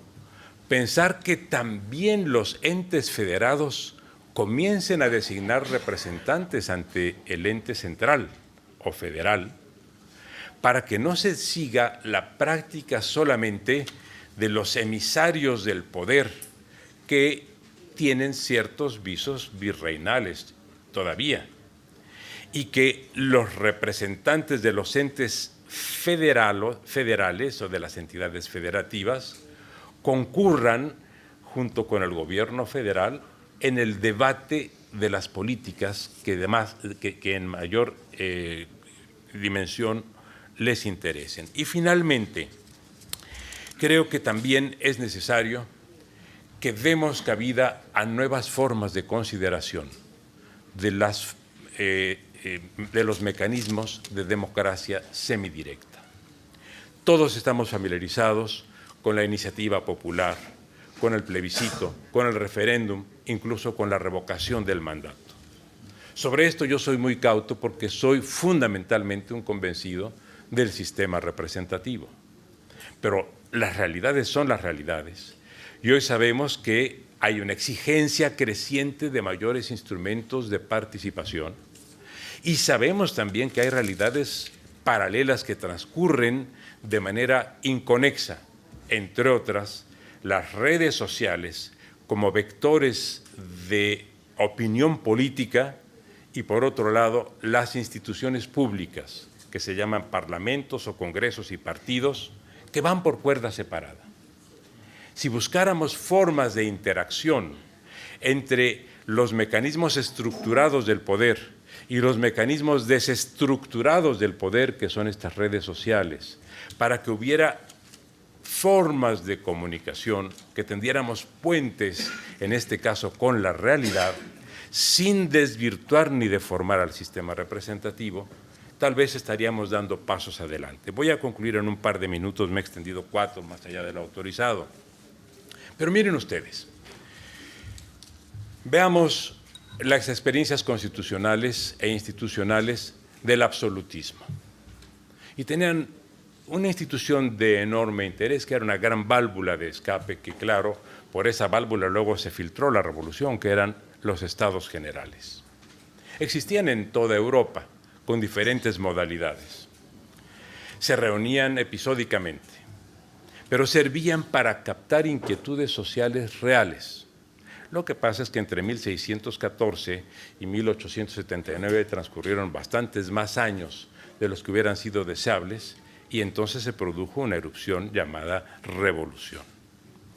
Pero si se hiciera un ejercicio de carácter periódico, de manera que hubiera la posibilidad de convocar asambleas especializadas de tanto en tanto para escuchar expresiones de las organizaciones ya existentes en la sociedad, que no tienen formas institucionales de canalizar sus puntos de vista, excepto las informales que se traducen en presión política, podríamos tener nuevos escenarios deliberantes de los cuales surgieran ideas, opiniones, posiciones, o por lo menos se advirtieran tensiones y formas de resolver.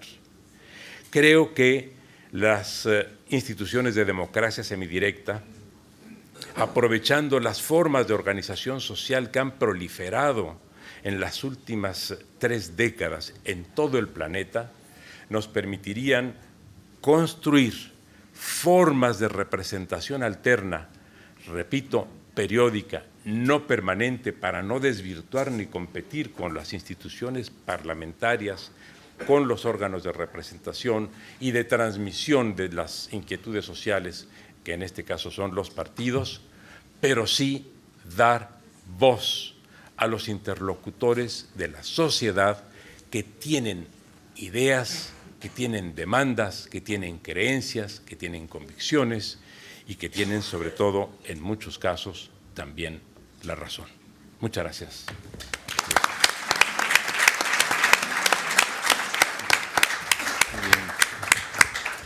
Y a continuación va a dirigirnos unas palabras Cristina Narbona, que se ha incorporado, pues venía de viaje y le agradecemos mucho también el esfuerzo para venir corriendo y estar aquí con nosotros. Había en este caso una petición de palabra del profesor Asensi, no sé si nos hemos dilatado un poco y se puede incorporar a la siguiente sesión, que además preside él. O sea que se puede dar la palabra y aportar lo que, parcialmente lo que se podía aportar aquí, si le parece. ¿De acuerdo? Cristina, por favor. Muchas gracias, José Félix. Muy buenos días. Y lo primero, agradecer muy sinceramente la organización de estas jornadas con el sugerente título de Federalismo, Cooperación y Ciudadanía. He tenido ocasión, solo por razones del viaje que mencionaba el profesor Tezanos, de escuchar una parte de la intervención del profesor Rodríguez Uribe y la intervención entera, y me alegro mucho, del profesor Valadez. Sin ninguna duda, 2 jornadas de reflexión sobre una cuestión que preocupa y ocupa al Partido Socialista. Y aquí, como presidenta de la Comisión Ejecutiva Federal del Partido Socialista, quiero manifestar la importancia que concedemos a la participación de numerosas personas que aquí nos aportan experiencias en materia de federalismo, tanto de otros países europeos como de otros continentes. En un mundo global donde hay una interrelación tan creciente y una realidad tan compleja desde el punto de vista social, no podemos llevar adelante nuestra propia reflexión política sin saber qué está sucediendo y cómo se han aplicado efectivamente otros modelos territoriales, otros modelos federales. Desde nuestro último Congreso Federal, el 39 Congreso que se celebró el año pasado, hemos dejado negro sobre blanco una apuesta muy clara por avanzar hacia un verdadero Estado federal, perfeccionando lo ya establecido en el artículo 2 de nuestra vigente Constitución, pensando que esa es una vía para perfeccionar efectivamente el ejercicio de los derechos, respetando el principio de igualdad en la diversidad que inspira la Constitución española, pero que al cabo de 40 años de vigencia requiere, a nuestro juicio, la posibilidad de introducir algunas reformas. Y para ello, ya en el año 2015, nuestro secretario general planteó al presidente del Gobierno, Mariano Rajoy, la oportunidad de revisar la Constitución española y de poder avanzar efectivamente hacia un modelo federal, algo más completo que el modelo autonómico que tenemos en nuestro país. Y finalmente, hace pocos meses, planteamos en el Congreso de los Diputados la iniciativa de la creación de una subcomisión de evaluación de nuestro modelo territorial. En esa subcomisión están compareciendo numerosos expertos, comenzando por quienes todavía están vivos y participaron en el diseño de nuestra vigente Constitución, pero también representantes de la sociedad civil, de organizaciones sociales de todo tipo y, por supuesto, responsables políticos que en el ejercicio de su tarea pueden identificar qué cuestiones son mejorables del actual modelo territorial, qué cuestiones vale la pena mantener y qué cuestiones vale la pena cambiar. Y a lo largo de estos últimos 2 meses, en estas comparecencias, ha habido, por supuesto, posiciones muy diferentes en este análisis, pero ha habido un elemento común en todas las comparecencias: la oportunidad, en efecto, de contemplar la revisión de nuestra Carta Magna y la percepción de que esa reforma es muy difícil desde el punto de vista del actual contexto político de nuestro país. Pero ¿qué es la política sino el abordar las cuestiones que parecen imposibles si se considera que son necesarias para el bien común? Y por eso desde el Partido Socialista hemos querido mantener en ese contexto de complejidad, incluso de escasa comprensión por parte de otras fuerzas políticas, del recorrido de esa subcomisión de evaluación del modelo territorial que debería dar paso al final a el trabajo de la Comisión Constitucional que existe en el Congreso de los Diputados. Estamos, por lo tanto, en el momento de escucha activa, de conocer primero la experiencia en España a través de esa subcomisión y en jornadas como estas también ampliar nuestra visión y incorporar a nuestra propia reflexión la experiencia, el trabajo de la comunidad científica, de la comunidad académica, desde otros países, desde otras latitudes. Me quedo con la idea de que, como no puede ser de otra forma, al final el modelo federal es una herramienta, no es un fin en sí mismo.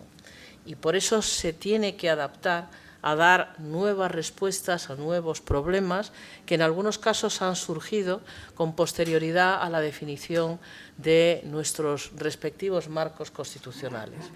Y esa flexibilidad en el enfoque del análisis del federalismo, estoy segura de que nos va a dar también mucha capacidad de debate interno dentro del Partido Socialista, y por ello va por delante mi agradecimiento a todos los ponentes, desde luego muy en particular a aquellos que vienen de fuera de Madrid y muy en particular también a quien hoy preside esta mesa, el profesor José Félix Tezanos, que ha hecho un enorme esfuerzo por estar manteniendo la cita convocada esta mañana. Muchas gracias a todos.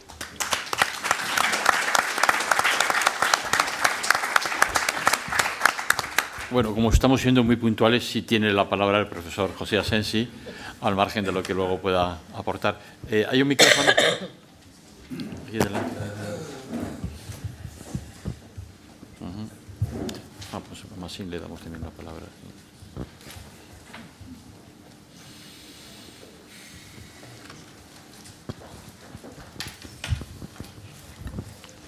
Bueno, gracias.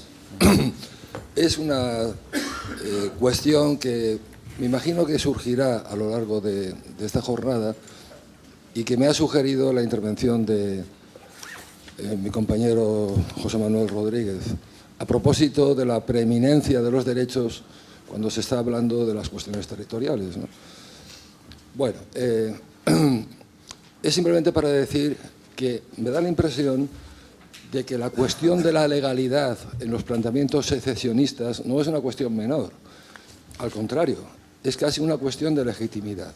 Es decir, que desde el punto de vista de los sectores secesionistas, en este caso, que plantean el conflicto en Cataluña, la cuestión legal para ellos es muy importante. Claro, la cuestión legal, ¿dónde la sostienen? Y ese es un poco el debate que quería introducir. La sostienen en ciertas construcciones jurídicas que ciertos sectores jurídicos alimentan, basados en un consenso entre juristas en función de prácticas jurídicas en el mundo global, que denominan no principios, sino denominan estándares. Entonces, esos estándares, algunos de ellos, llevarían a la conclusión de que en función del derecho democrático de participación habría un derecho legítimo a tomar la decisión de secesionarse. Entonces, quiero decir con esto que ese debate no es un debate cualquiera, es un debate muy importante porque depende de ese debate en parte que puedan tener un elemento de legitimación. Es evidente que esto de momento se ha abortado porque la consulta que realizó el expresidente de la Generalitat a la Comisión de Venecia, que es una fuente de estos estándares, resultó fallida. Pero no olvidemos que esta es una cuestión muy importante y está dentro de esa labilidad actual del derecho, entendido como algo que puede ser fruto de consensos, sin más, no revestidos de autoridad. Pues yo creo que hay un debate que habría que tener muy en cuenta y que probablemente se reproducirá, supongo yo, a lo largo de estas jornadas. Simplemente esto. Pues José Manuel, puedes contestar. Y a continuación el profesor Diego Valadés, que tiene también una pregunta a contestar a ella. Muchas gracias, profesor Tezanos. Efectivamente, del profesor Saint-Hilaire, hay una pregunta que viene formulada en inglés, la traduzco. Pregunta, ¿por qué estoy tan... dice que no está tan seguro de entender por qué mi afirmación en cuanto a que si la democracia es reciente o por ser reciente, eso le da alguna protección frente a los riesgos de regresión. La pregunta es formidable y tiene toda la razón. Estamos viendo que hay riesgos de regresión inclusive en las democracias muy consolidadas. A lo que yo me refiero, y es, claro, una hipótesis por confirmar, es que tradicionalmente se consideraba que ante los riesgos que representaban un desafío para la integridad del Estado, las respuestas más usuales eran respuestas de naturaleza rígida, de naturaleza dura, de naturaleza autoritaria. Mi convicción es la de que los estados que ya se han consolidado como democracias, es el caso del Estado español, pueden dar respuestas a esos mismos desafíos sin tener que alterar la integridad de sus instituciones democráticas. Lo acabamos de ver en el caso de la aplicación del 155, que es, desde luego, una respuesta institucional ante una situación coyuntural. Pero subsiste el problema estructural de la redefinición del Estado y creo que también allí cabe una respuesta que seguramente será de lo que hablaremos todos en el curso de estas dos jornadas, para que se pueda valorar que, en efecto, el federalismo nuevo, el que se articula ahora, es capaz de ofrecer una solución que evite la ruptura del Estado constitucional.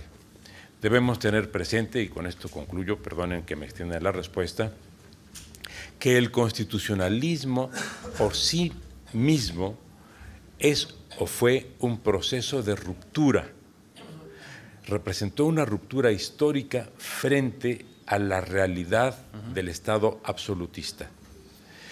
El constitucionalismo, por tanto, tiene un gen rupturista que puede seguir activándose para seguir produciendo nuevas formas de ruptura, pero ahora sin solución de continuidad en cuanto a que el Estado constitucional puede pervivir, en tanto que el Estado constitucional sea capaz de transformarse. Y aquí es donde está la gran diferencia entre las respuestas conservadoras que hablan por la aplicación de las soluciones existentes y las respuestas constructivas que hablan de la generación de nuevas respuestas sin alterar el orden democrático. Espero con esto haber tratado de responder por lo menos a esta interesantísima pregunta que luego seguiremos dialogando y conversando personalmente. Muchas gracias. Muy brevemente, es verdad que has señalado el quid de la cuestión, ¿no?, del problema, ¿no? Pero, claro, aquí también los conceptos son importantes: legalidad, legitimidad y legitimación. Yo creo que pueden alegar legitimación, porque es evidente, es un hecho social, más legitimación parlamentaria que social, porque la mayoría social es otra, en Cataluña, pero legalidad y legitimidad desde 1945 y desde Weber en adelante también en la teoría política y jurídica van de la mano en buena medida. Es decir, democracia y constitución, y yo creo que hay que insistir en eso.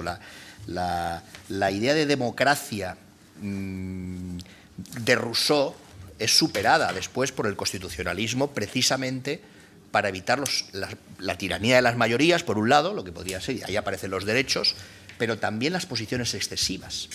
Yo creo que tenemos que hacer mucha pedagogía, y no se termina de hacer, para decir que la legalidad no es un límite a la libertad, sino que es la posibilidad de que, o digamos que la legalidad nos permite a todos ser libres, pero también de forma limitada, porque esto es Montesquieu, es decir, al final si la libertad de alguien es excesiva, pues la del otro queda anulada, ¿no? Y por tanto, esta idea de equilibrios es fundamental. Y yo creo que señala otra cosa también: no es solo un tema de pactos, de consensos o de estándares, es un tema también de mayorías, y entonces aquí partimos de una realidad que es incontestable en España, que es que la soberanía nacional reside en el pueblo español.